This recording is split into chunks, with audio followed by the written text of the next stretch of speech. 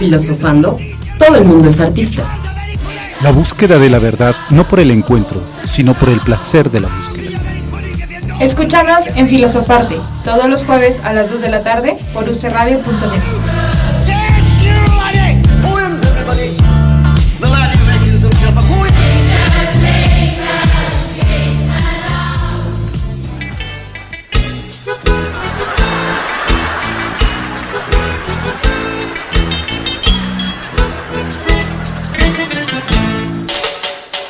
Estoy enamorado, por fin me enamoré.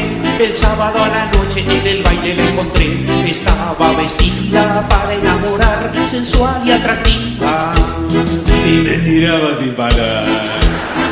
Si los jóvenes se atraen, ya nada los detiene. Ustedes ya saben todo lo que viene. Salimos a bailar, la miré, me miró, y el deseo fulminante los atrapó.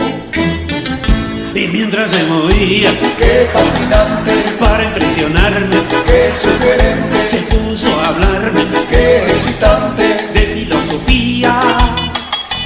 Qué interesante. Qué interesante. Estamos nuevamente con ustedes, amigos. Muy buenas tardes, ya casi cerrando este año. La verdad es un placer estar con ustedes, poder compartir este programa, poder compartir estos comentarios, estos conocimientos. El profesor Benavides con ustedes en Filosofarte. Recuerden, UC Radio no es radio, es ligue auditivo. Estoy solo en cabina, me acompaña Beto en los controles. Hoy no pudieron estar tampoco Selma y Fer. Están terminando ya su semestre, estamos cerrando ciclos, terminando su carrera además, realmente cerrando ciclos, y justamente de eso vamos a hablar el día de hoy, de cerrar ciclos, estos cambios de ciclos, cambios sumamente interesantes. Vamos a tener, en cuanto a la secuencia que se había tenido durante esta programación, ya para cerrar este año, con noticias extrañas, nuevas, variables, variantes. Creo que vale la pena hablar de un discurso que cerró ciclos y que nos ha abierto otros bastante problemáticos y que quién sabe qué va a pasar con todo esto. En todo caso, en la noche de ayer, en la madrugada de hoy, el gobierno norteamericano pues confirmó que las negociaciones desde hace varios meses iban a romper el bloqueo con Cuba, que había estado desde hace 53 años. Creo que el único país de la época moderna que ha permanecido tanto tiempo aislado es Cuba, y claro, esto produjo una serie de problemas, pero también de situaciones que permitían que Cuba explique mucho de su situación con este problema del bloqueo. Ahora pues cambian muchas cosas, se cierra un ciclo, la verdad es que yo siento que se cierra un ciclo, pero bueno, no es el único ciclo que se cierra, se está cerrando este año y bueno, creo que eso nos permite también entender el problema de la modernidad y lo que significó como cierre de ciclo. Justamente de eso es lo que vamos a hablar, el discurso de lo posmoderno, el discurso de lo moderno, el cambio de ciclo, todo lo que esto permeó, todo lo que esto permitió, cuáles han sido sus principales teóricos, qué significó y cómo se construye esta noción de posmodernidad. Así es que échenle ojos, saquen sus libretas, hagan sus apuntes, esto va a estar bastante interesante. La verdad es que es uno de los temas más complejos, más enredados, mucha gente no sabe de qué se trata. Posteriormente pondremos ahí a Virulo, que explica bastante bien de qué se trata todo este lío de la posmodernidad. Ya lo van a escuchar, es el cantor posmoderno que tenemos programado entre las canciones para el día de hoy. Y bueno, quisiera comentar algo que Jean Baudrillard dice respecto al posmodernismo. Él dice: en el mundo posmoderno predomina la pérdida de valores e impera la felicidad consumista. Se ha vuelto más permisiva que las sociedades de los años 60 y 70. Y claro, una de las visiones a las que se apunta con este discurso de lo posmoderno precisamente es esta noción de el consumismo, de consumir, el consumo en su más alto nivel, como el más alto valor, el consumo como una noción de valor, de estatus en el mundo, y creo que eso es muy, muy interesante pensar. ¿Cómo se da todo este problema de la posmodernidad? ¿De dónde viene? ¿A quién se le ocurrió decir que algo es posmoderno? ¿Qué significa todo esto? Partamos de algo que creo que vale la pena mencionar. No es un discurso muy nuevo, comienza ya por los años 50, 60, se comienza a hablar o a mencionar el término posmoderno como una noción alternativa al discurso de modernidad. Y obviamente parte del problema entonces es definir qué es la modernidad. Será primero comenzar por ahí para tratar de entender qué es lo que implica la posmodernidad, pues saber qué es la modernidad, ¿no? El mundo moderno es un mundo que se inicia, según algunos autores, entre ellos Marshall Berman, en un texto que se llama Brindis por la modernidad. Él escribe algo que es muy muy interesante. Este brindis por la modernidad además será después la introducción de un libro sumamente interesante de Marshall Berman, publicado en Estados Unidos, que se llama Todo lo sólido se desvanece en el aire. Entonces comienza con algo que es muy interesante. Él hace una marcación de 3 momentos de la modernidad. Dice: la modernidad comienza con el Renacimiento. En el Renacimiento empieza el mundo moderno y tiene que ver con un cambio de perspectiva. Tiene que ver con un cambio de percepción del mundo. Este cambio de percepción se fundamenta en la idea de que el mundo ya no es lo que era antes. Pero es un cambio general, es decir, Europa es el mundo conocido hasta ese momento. Habían llegado a China, se hablaba de China, pero se hablaba de China como un mundo mágico, ¿no? Los escritos por ahí de Marco Polo mencionaban un país donde había ciudades de oro, donde había una riqueza tal, telas maravillosas, sedas, cosas que Europa no conocía en absoluto. No conocía la tinta, no conocía la pólvora, no conocían los compases. Perdón. Entonces, ¿qué es lo que sucede? Pues el mundo del Renacimiento es un mundo que se abre a una experiencia totalmente nueva. Conciben el mundo de una manera diferente. El mundo deja de ser plano y se convierte en un mundo redondo. Ahí comienza el discurso moderno. Los hombres se modernizan en cuanto a tratar y buscar constantemente de ampliar su conocimiento del mundo. El mundo se vuelve muy grande, hay siempre cosas nuevas por descubrir, hay muchos lugares para viajar. La tecnología se vuelve fundamental en el proceso de conocer y conquistar el planeta, de conquistar el mundo. Es el hombre frente a la naturaleza y frente a su mundo mismo. Y esto implica que pues, por supuesto, el mundo se vuelve redondo, grande.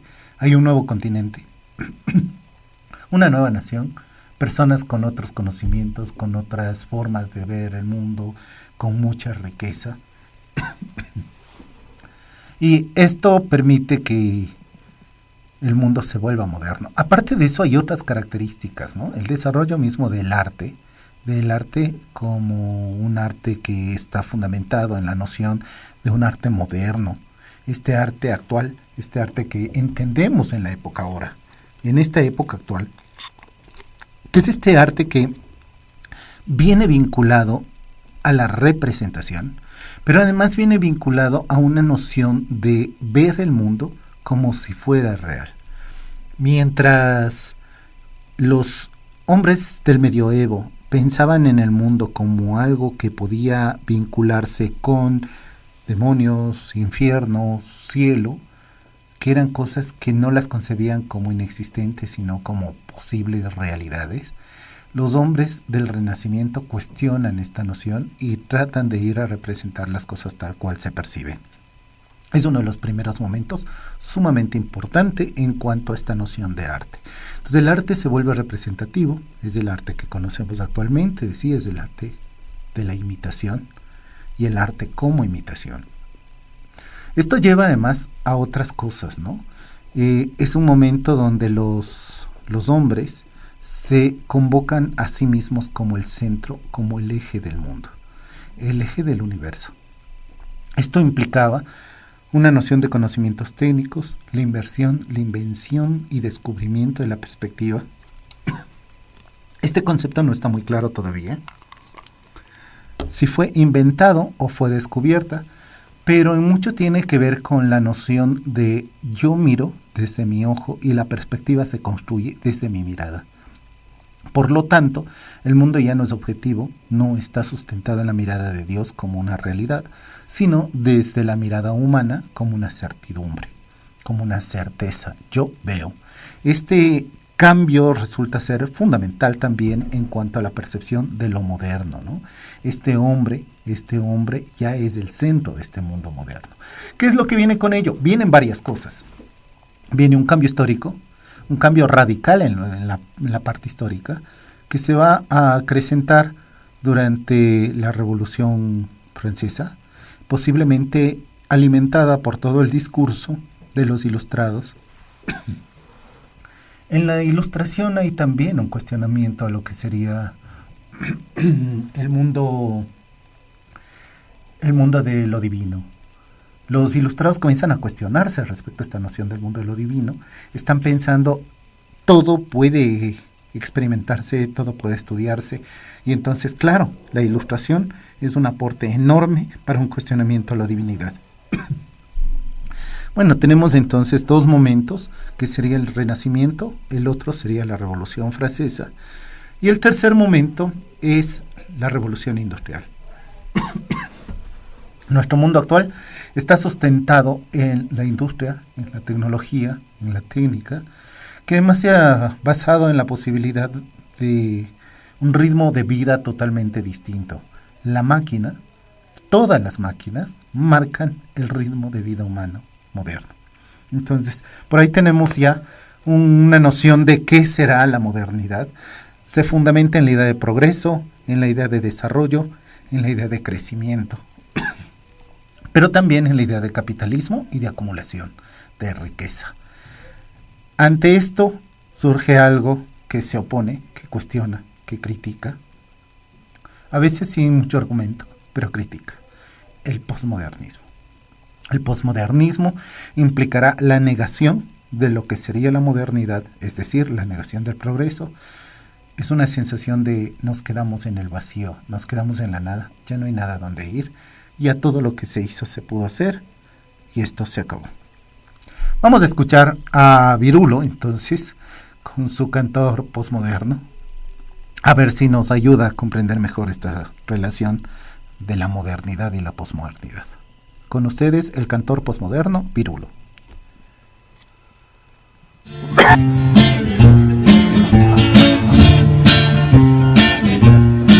Cuando este mundo estalle y el átomo nos falle, cuando esos cabrones aprieten los botones y lancen los misiles a lo loco, yo aquí estaré sacándome los ojos. Si pone el agujero de ozono en el sombrero, entran las radiaciones dejándonos pelones y el pánico en la tierra se desata. Yo seguiré rasgándome las patas. Este mundo está de hueva, ¿para qué dejar una cueva? Por unos africanos que están tan desganados y que ya ni van de compras a los supermercados. Si los niños de Bangladesh se niegan a comer, ¿qué puedo hacer? ¿Qué puedo hacer?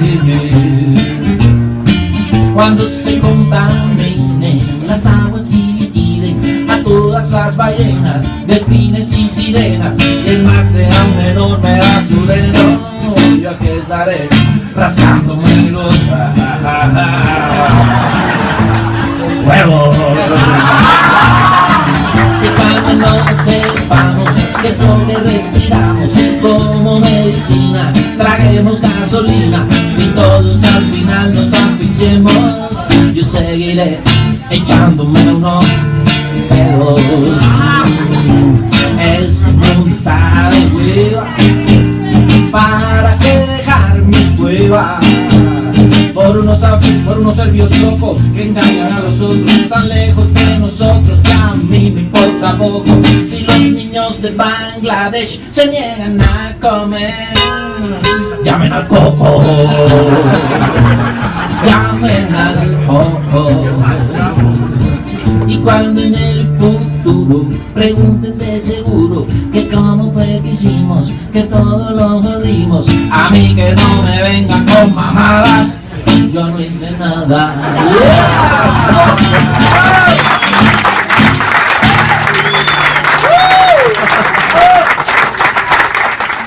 Tocamos muchos temas de antropología, Y entonces hicieron la epistemología. del estructuralismo, del rumbo del arte y el existencialismo, de Kierkegaard a Sartre. Continuamos nosotros acá, como verán, nos explica mucho esta actitud posmoderna, ¿no? A mí que no me vengan con estas cosas, yo no hice nada. Y claro, parte del discurso de la posmodernidad es esta actitud ante todo lo que está sucediendo y la reacción, ¿no? No me importa, me vale. Este término posmodernismo, entonces, de alguna manera, designa a un amplio número de movimientos artísticos, culturales, literarios, filosóficos del siglo XX, definidos en un diverso grado y manera por su oposición o supuesta superación de las tendencias de la edad moderna. Fundamentalmente eso es lo que se estaban planteando, superar la modernidad. El término modernidad, por supuesto, es un término muy complejo, les decía, atemporal. Además es el otro problema, ¿no? Es un término que se había manejado para una noción de progreso, pero que se puede acoplar a diferentes momentos históricos. Mucha gente te dice, eres muy moderno, te estás modernizando, o este coche muy moderno que tienes ahora, tiene que ver un poco esta connotación de algo que se mueve. Y entonces, sí, claro, el que va adelante tiene que ver con algo actualizado y por lo tanto moderno. Entonces es como una de las percepciones que hay, ¿no?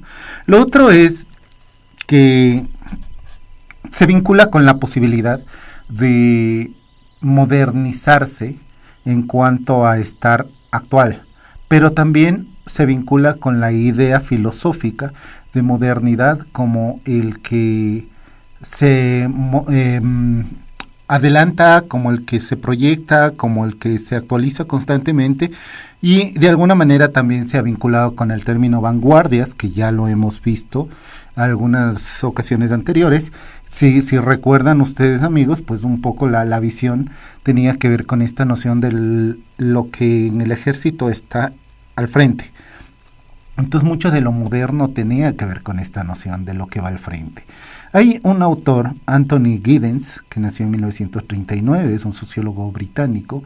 Giddens enfatiza la descontextualización, que es el arrancar la vida de su contexto y que la vida local es afectada por lo translocal. ¿Qué es el otro problema, no? ¿Qué es lo que sucede en el siglo XX?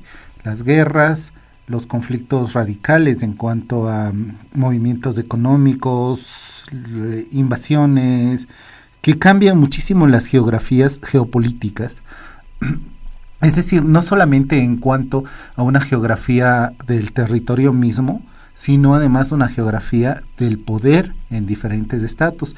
Y esto provoca, por supuesto, que haya movimientos sociales radicales, desplazamientos de grandes grupos humanos, tener tantos mojados, tantos braceros, gente que viaja a otros países, gente que huye de la pobreza, de las crisis, ha llevado a que culturalmente tengamos también un conflicto muy extraño. Estas mezclas culturales, estas influencias culturales, mediadas además por los grandes movimientos masivos y por los grandes medios masivos de difusión, que nos han metido también en otra percepción, ¿no? Los periódicos, el juego del lenguaje, hay un lenguaje que se impone a nivel internacional, también un lenguaje del poder, en este caso el inglés, pero siempre ha habido formas de poder en cuanto a lo lingüístico y lo económico. En el momento en que Roma fue el centro de poder, todos tenían que hablar latín, y el momento en que Grecia fue el centro de poder en el mundo, todos tenían que hablar en griego. Y claro, el momento en que Roma fue el centro de la iglesia y el poder a nivel mundial, entonces se tenía que hablar o en latín o en italiano, igual que el momento en que Francia se convirtió en el centro cultural del mundo ya por el siglo XIX, pues se tenía que aprender francés. En este momento el inglés es el idioma que domina el mundo y que controla, ¿no? Entonces aquí esta visión, por supuesto, nos lleva también a pensar cómo hay un desplazamiento constante del poder en diferentes momentos históricos. Y bueno, también esto implica ideologías de poder. Las ideologías de poder son estos mecanismos por los cuales quien tiene el poder procura hacer pensar a los otros que tiene la verdad. Y de hecho, una de las cosas que se ha estado planteando desde el discurso de Foucault es que el que tiene los medios es el que tiene y es dueño de la verdad. Entonces, ¿qué es lo que sucede en todo esto? El que tiene los medios de comunicación, en ciertos momentos, por ejemplo, la Iglesia fue el centro y el eje ideológico del poder, a través de los dioses, a partir de Dios, de la idea religiosa, del castigo divino, del infierno, se controlaba ideológicamente a una sociedad. En este momento tenemos nuevos dioses, tenemos nuevos parámetros de control ideológico, básicamente los medios masivos, la televisión, la internet, el cine, que son los nuevos medios por los cuales se domina ideológicamente a nuestras sociedades. Tenemos entonces ahí otro parámetro que es sumamente importante y sumamente interesante, que además marcan estas rupturas, ¿no? Estas rupturas tan opuestas entre los que tienen los medios y los que no los tienen. Obviamente el poder se ha preocupado de alimentar su verdad a partir del poseer los medios para difundirla, mientras los otros grupos sociales cada vez se sienten menos y menos favorecidos y representados en cuanto a sus posibilidades de expresión. Ahora bien, también será necesario aclarar algo. El término posmodernismo viene desde un discurso de François Lyotard, que en 1979 había sido encargado por parte de la Universidad de París, le habían encargado que haga un estudio sobre el conocimiento en el mundo contemporáneo. Entonces él decide hacer un estudio al que le llamó y lo publicó como la condición posmoderna. En este estudio él trata de entender cuál es la ideología del progreso, junto con otros autores como Gianni Vattimo, que escribe un libro que se llama El fin de la modernidad en 1985, pues plantean varias cosas, ¿no? Una de ellas es la sensación de que ya no hay nada que conocer, la sensación de que todo estaba agotado, que ya todo lo que era posible saberse se sabía, y el conocimiento además se convierte en una forma de poder. Realmente quienes acceden al conocimiento tienen acceso al poder, que también es algo que anteriormente no se había pensado históricamente. Y bueno, se habla junto con otros autores como Peter Berger y Thomas Luckmann, hablan del juego del fin de la historia. Entonces plantean que la historia también está terminando y junto con ello se acaba el arte, junto con ello se acaba la filosofía, junto con ello se acaba la historia, pues tiene que ver con la noción de que todo se ha desgastado, todo se ha acabado, no hay nada nuevo, ya no hay progreso. El discurso fundamental del posmodernismo tiene que ver con esta negación del progreso. Entonces, ¿qué es lo que viene con eso? Pues la modernidad, el pluralismo, la crisis del sentido, la orientación del hombre moderno, es algo que también se está comentando en estos textos. y bueno, algunos lo dicen, bueno, esto comenzó en 1950, otros dicen que posteriormente. Hay autores como Adolfo Vázquez Roca, dice que la posmodernidad no es una época que se halle después de la modernidad como etapa de la historia. El post de la posmodernidad, a juicio de Vattimo, es especial, antes que temporal. Esto quiere decir que estamos sobre la modernidad. La posmodernidad no es un tiempo concreto, ni de la historia, ni del pensamiento, sino que es una condición humana determinada, como insinúa Lyotard en la condición posmoderna. Esta visión humana tendría que ver fundamentalmente con esta actitud que llevaba un desgaste total. ¿Cuál era este desgaste? Fundamentalmente se hablaba de 4 grandes metarrelatos. Los grandes metarrelatos tendrían que ver con relatos que ideológicamente pretenden permitirnos encontrar construcciones utópicos sociales. ¿A qué me refiero con esto? La noción de que las personas pueden cambiar sus sistemas sociales, hacer sociedades más justas, integradas, productivas, donde la riqueza se reparta mejor. Era como parte de estos ideales. Son 4 grandes momentos históricos que han tenido estos metadiscursos. Uno de ellos, por ejemplo, es el cristianismo. El cristianismo tiene características muy claras como un metadiscurso. Está planteando la liberación del hombre, está planteando llegar a un hombre nuevo, está planteando el cambiar el mundo para que haya mayor justicia, la justicia divina, de hecho. Una de las cosas interesantes en esto es que este discurso, estos metarrelatos, generalmente vienen cargados también con una visión mesiánica.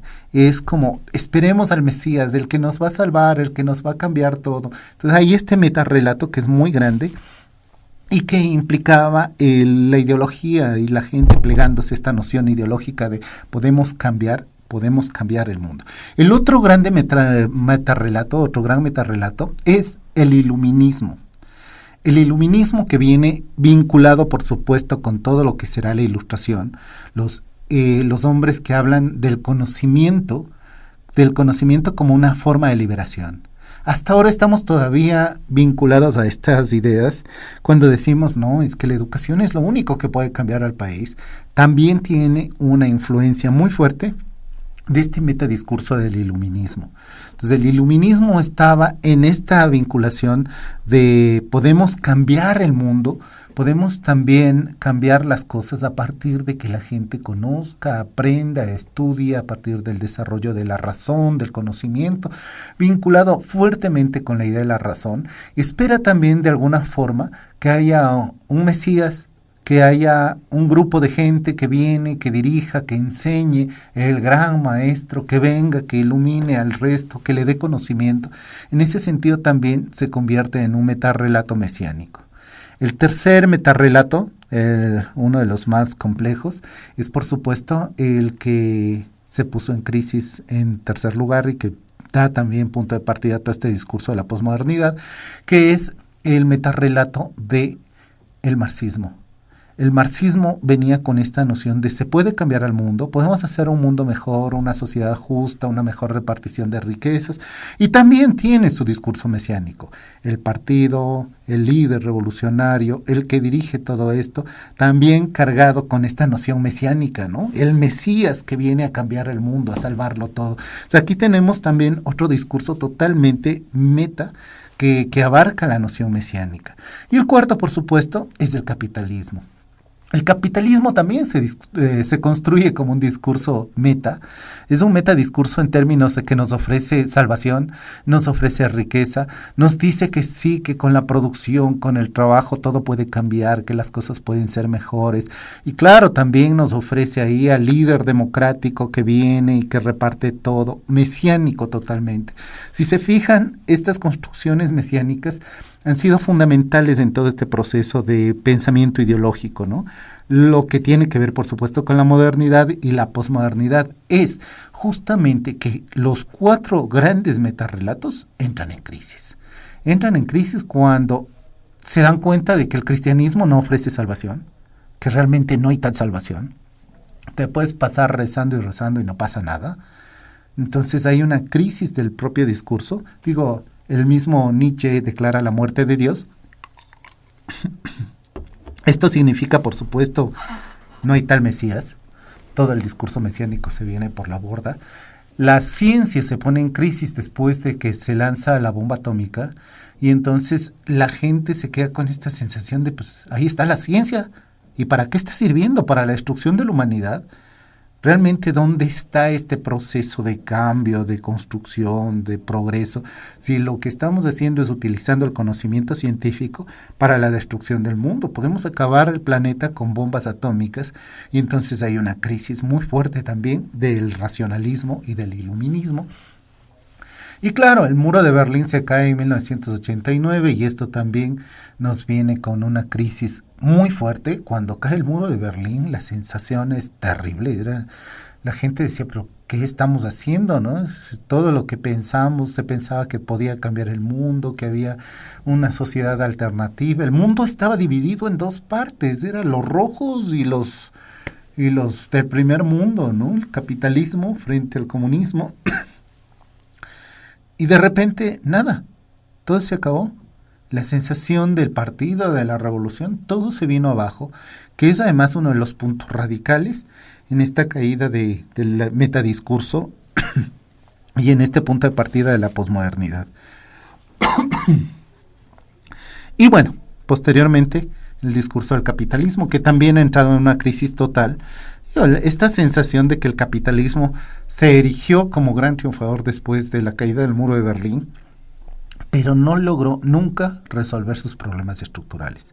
Y ahí tenemos los conflictos, ¿no? El juego de la corrupción, el problema de la repartición injusta de la riqueza, todos estos problemas que el capitalismo tiene, pero además esta tendencia a convertirnos a todos en consumidores, a estar todo el tiempo nosotros comprando, adquiriendo cosas, que nos vuelve, por supuesto, parte de un sistema que no está proveyendo estas soluciones que había planteado el sistema capitalista y que también lo hace poner en crisis, ¿no?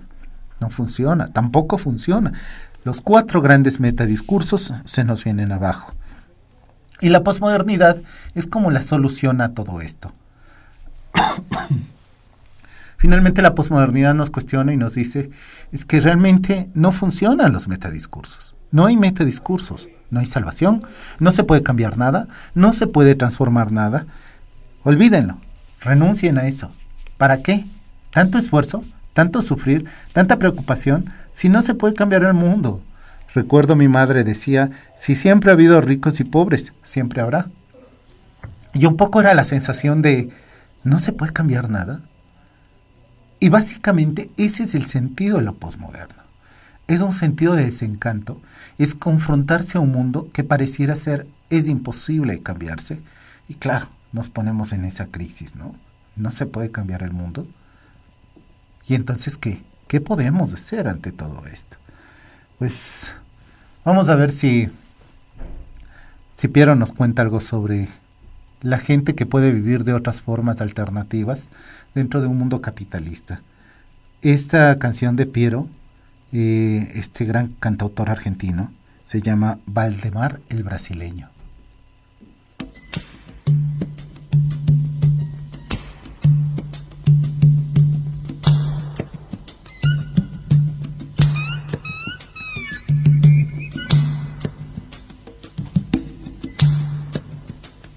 El monte tiene a Valdemar, llegó a cruzar la frontera con su idioma portugués, vino a buscar la madera.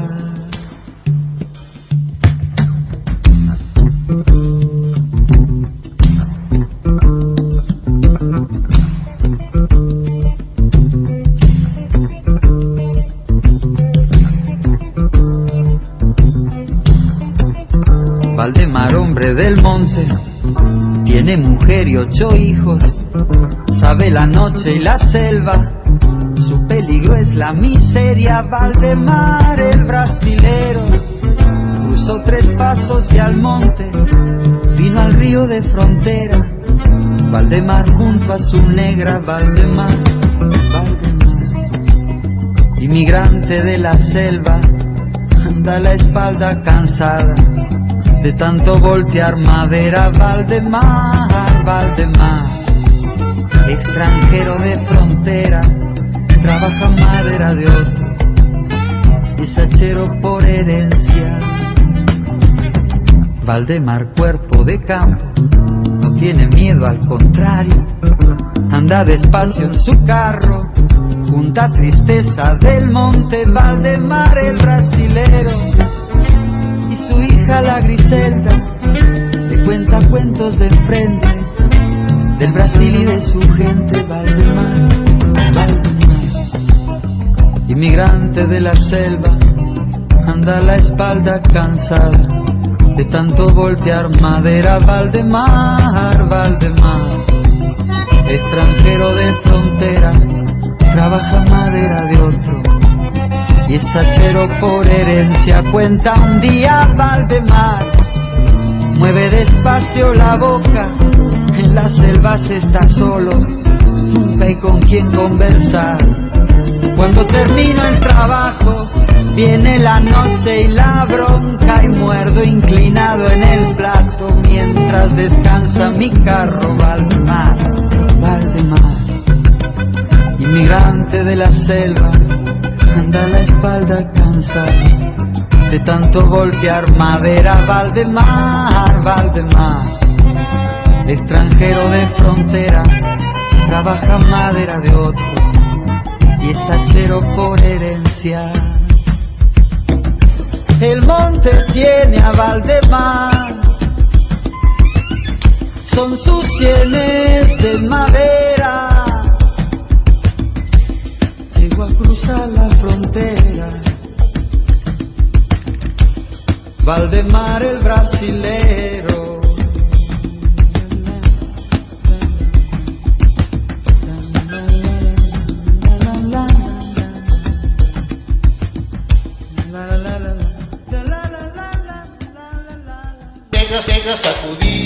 Ella sacudía su estructuralismo y él hacía lo mismo con su antropología. Y continuamos después de este tema de Piero Valdemar el brasileiro. Un tema muy interesante y pues sí, claro, también nos habla de esto que está sucediendo en las selvas de Brasil. Creo que tiene que ver mucho con este discurso. Recordaba cuando el ministro de Medio Ambiente de Brasil llegó a una universidad en Estados Unidos, en Berkeley. Una de las cosas que le planteaban es que las selvas amazónicas eran patrimonio de la humanidad. Y de hecho, una de las cosas que parece que estaban enseñando en Estados Unidos era que la selva amazónica pertenecía o estaba en manos de una corporación internacional que era la que estaba cuidando, que estaba a cargo de las selvas, porque los gobiernos bárbaros latinoamericanos eran incapaces de cuidar todos los árboles que se están talando y toda esta destrucción que constantemente hay. Entonces, recuerdo muy interesante una de las cosas que este ministro dijo, vinculado además a Chico Buarque. Una de las cosas que decía es, a ver, un momento, ¿no? O sea, sí es cierto que se están destruyendo muchas hectáreas de selva diariamente, sí es cierto que no hemos podido controlar todavía esta explotación por parte de ciertas compañías, que generalmente son compañías extranjeras además, esta destrucción de la selva. Pero es cierto también que ese territorio pertenece a Brasil.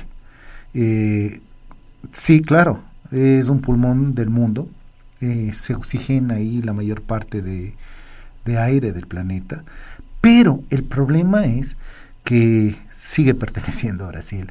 ¿En qué sentido esto? Pues él mencionaba y decía, es que claro, señores, si por supuesto, si nosotros pensamos que esto es un bien de la humanidad, que lo es, por supuesto, pero también deberíamos pensar en otros bienes de la humanidad, por ejemplo, el petróleo, ¿no?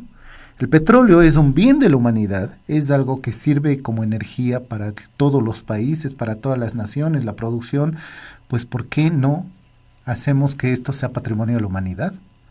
Que no esté en manos de ciertas compañías. ¿Qué pasa también con el agua? El agua pues es un bien de la humanidad. Muchos dicen que las guerras en el futuro serán por agua. Y claro, el agua bebible está en proceso de extinción casi en el planeta, se está agotando y se requiere producción de agua y se requiere cuidado de agua, pero no, también se industrializa y está en manos de ciertas personas y además muchas veces la misma producción industrial contamina grandes cantidades de agua que son de las pocas que quedan en el planeta y también deberían ser bien de la humanidad. ¿Y qué pasa también con la niñez? La niñez es el futuro de la humanidad. Y los niños están trabajando en las calles y los niños están muriéndose de hambre. ¿Por qué no también hacemos que los niños sean patrimonio de la humanidad?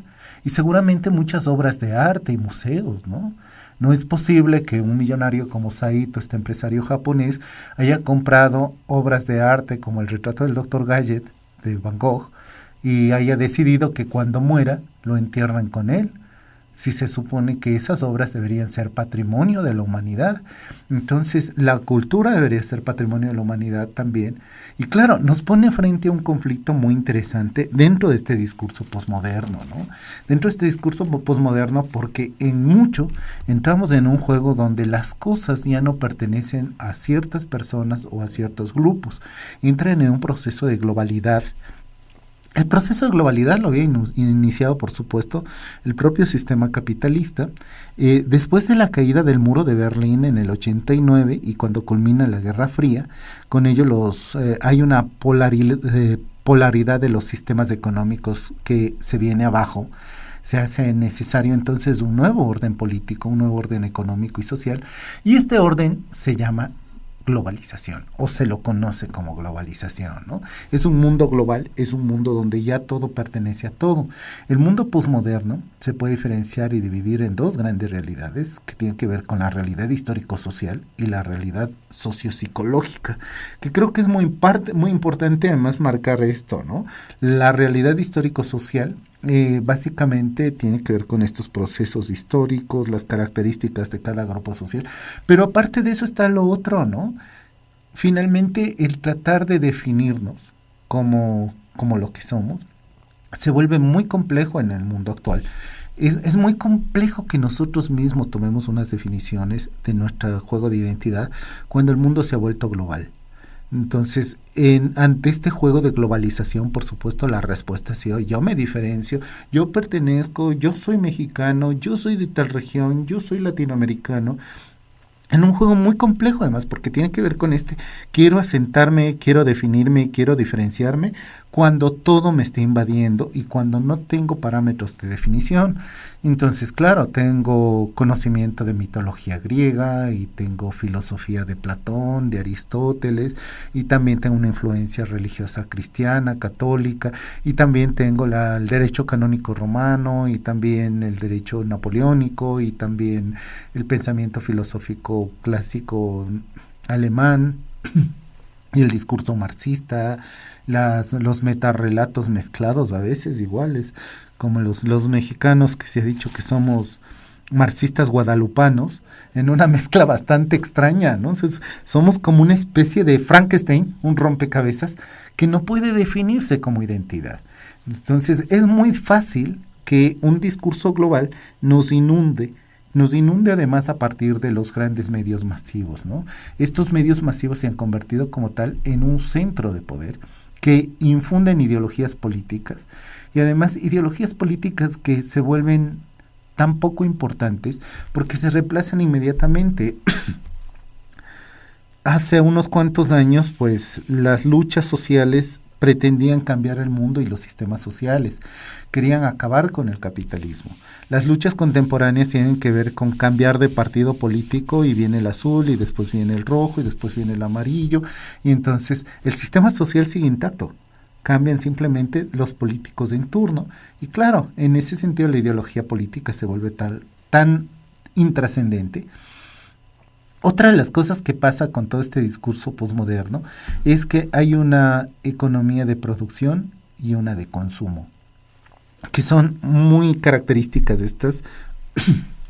Por un lado, la producción, que era una cosa fundamental, ¿no? El proceso de producción estaba fundamentado en la noción misma de la plusvalía y la ganancia que producía el trabajador con un trabajo que no era pagado.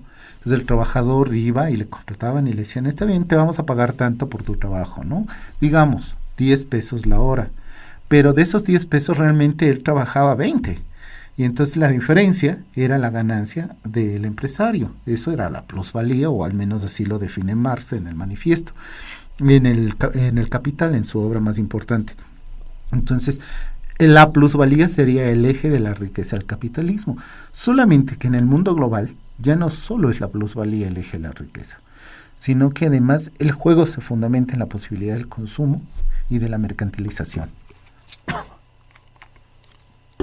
¿Qué implica esto? Implica la posibilidad de que no haya ganancia solamente con el hecho de que se venda, sino también hay una ganancia en la posibilidad misma de que se compre. Las cosas tienen precios diferenciados, y entonces es impresionante, ¿no? En el mundo actual tú puedes ir y preguntar precios de un mismo producto en diferentes tiendas, y cada cual tiene un precio totalmente distinto. No hay nadie que regule los precios, y supuestamente el mundo de la neomodernidad, este juego del neocapitalismo o la libertad del mercado, el neoliberalismo, tiene que ver justamente con el hecho de que no hay regulación excepto la oferta y la demanda. Es decir, si es que hay mucha demanda, pues los precios bajan. Si no hay mucha demanda, los precios suben, ¿no? Entonces, si mucha gente quiere un producto, pues te puedo poner el precio más alto. Pero si hay poca demanda y mucha oferta, entonces tengo que bajar los precios para que se vendan. Entonces es un juego del mercado muy, muy interesante, que fundamenta la posibilidad de una libertad de consumo, y el consumo como fundamento también de riqueza. No hay ningún tipo de control, no se ponen los precios de acuerdo a lo que cuestan, sino se ponen los precios de los productos de acuerdo a lo que alguien decide y de acuerdo a la demanda que existe sobre estos. Otra cosa es la revalorización de la naturaleza y del medio ambiente, que se mezclan con la compulsión al consumo. Habíamos hablado en algún programa anterior sobre el problema de la obsolescencia programada, y esta noción de que pareciera ser que los productos son infinitos y son para siempre y que no se van a agotar. Y claro, hay también esta sensación de no, a ver, vamos con calma, vamos con control, pues esto se nos puede ir de las manos.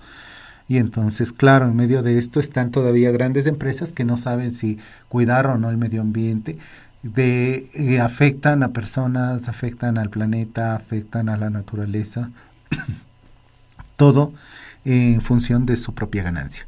Y por último está el problema de la intimidad que se pierde y la vida que se convierte en un show de medios y redes sociales. Este último es una de las características más interesantes. La intimidad se pierde. Hemos entrado en un proceso sumamente complejo en el mundo actual, que tiene que ver con esta noción de la privacidad expuesta de manera pública y lo público cerrado y prohibido para lo público. Es decir,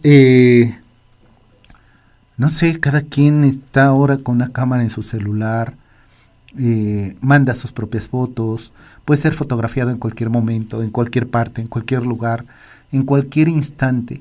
Y eso nos expone de alguna manera, nos pone al descubierto.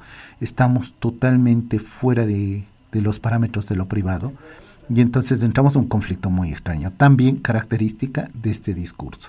Como verán, todas estas características de la posmodernidad nos están abarcando en el mundo actual. El arte no está fuera de esto, por supuesto. Los artistas han confrontado todo esto constantemente, desde la literatura, desde el cine, la noción misma de poner en crisis estos metadiscursos, la noción misma de poner en crisis incluso esta sensación de desencanto, que es, bueno, no hay por qué estar desencantados.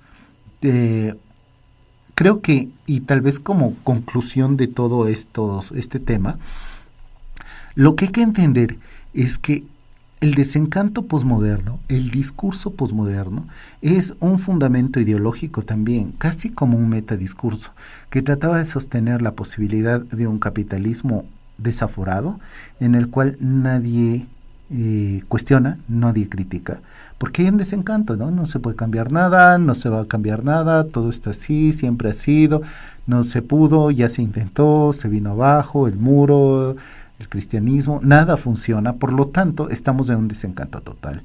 Y claro, esto de alguna forma sustenta la posibilidad de que las cosas sigan como están. Si a nadie le interesa cambiar nada y nadie cree que es posible cambiar el mundo, pues sí, las cosas tienen que seguir como están. En ese sentido, se puede decir que hay una lógica de la posmodernidad que se fundamenta en la posibilidad misma de pensarse casi como la economía neoliberal es al capitalismo, pues igual la posmodernidad es el capitalismo en su parte cultural e ideológica. Son lo mismo, eso es lo que le fundamenta el discurso neoliberal se fundamenta y puede funcionar gracias a que hay un discurso postmoderno. Pues esto como conclusión, espero que cualquier comentario, cualquier duda, cualquier pregunta, pues la hagan a nuestras redes sociales. Igual estamos abiertos para comentarlas, para contestarlas. Recuerden, esto es UC Radio, @UC Radio en Twitter. En Facebook estamos en UC Radio y nuestro correo es www.ucradio.net. No es radio, es ligue auditivo. Vamos a terminar con un tema muy interesante, ahora que Cuba parece que está cerrando ciclos también con estos procesos. Lastimosamente esto nos lleva a que lo que puede hacer Estados Unidos en Cuba sea lo que debió haber hecho desde el principio: volverla consumidora, vender muchas cosas, meter dólares y meterlas dentro del sistema capitalista como siempre esperó. Muy fácil. No sé por qué se esperaron 53 años, pero bueno, ahí vamos con ellos.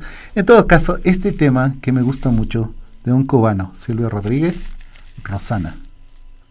Nos vemos el próximo año cerrando este ciclo. Que estén muy bien, amigos, cuídense mucho y nos vemos.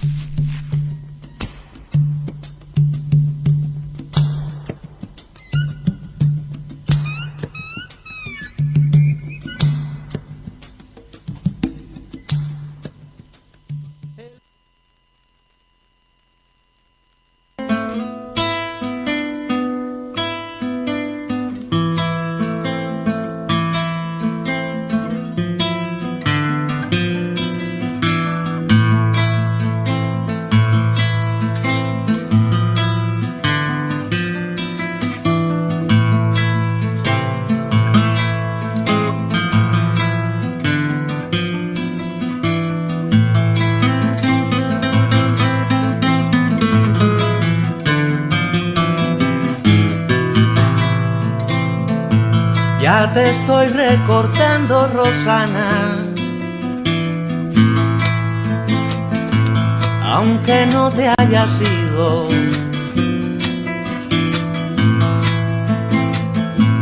El lucero que brilla mañana es lo que te he querido.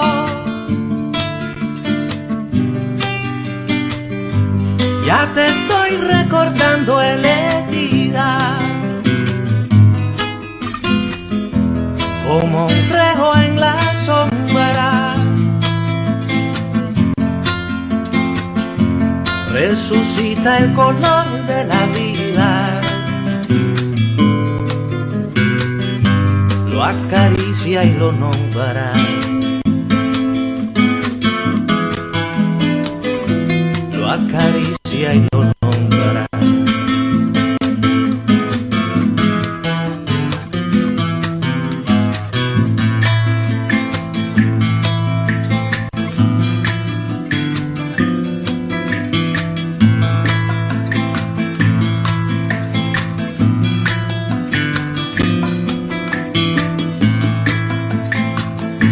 Ni un centavo te cuesta este beso,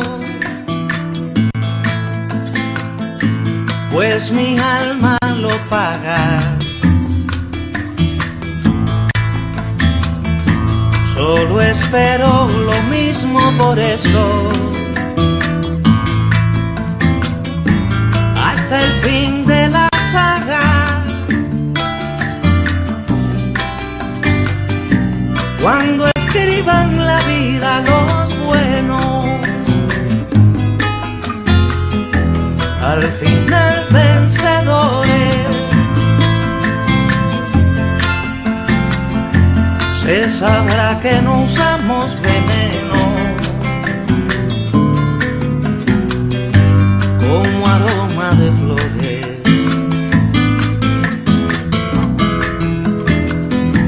como aroma de flores.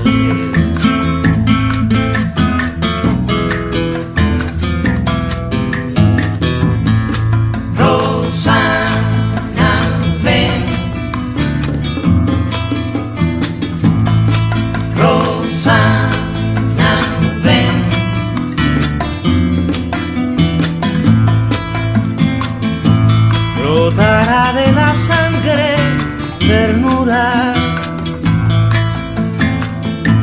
inocencia y espejos, donde irán a correr travesuras nuevos niños y viejos. Servirá de señal cada huella de las horas felices. Se sabrá tanto de las estrellas como de cicatrices.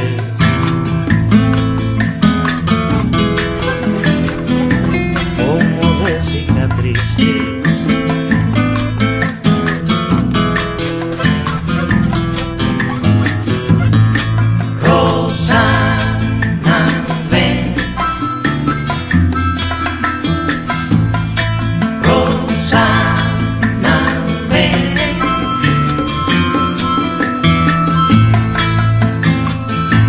El camino que emprendas, Rosana, será mejor a veces,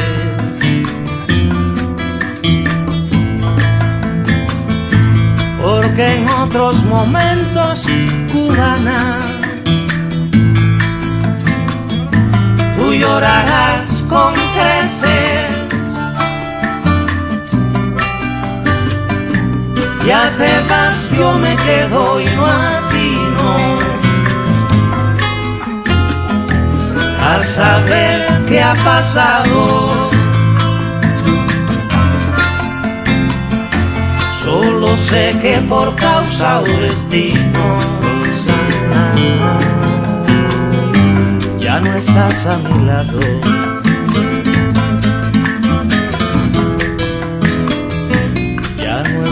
A mi lado.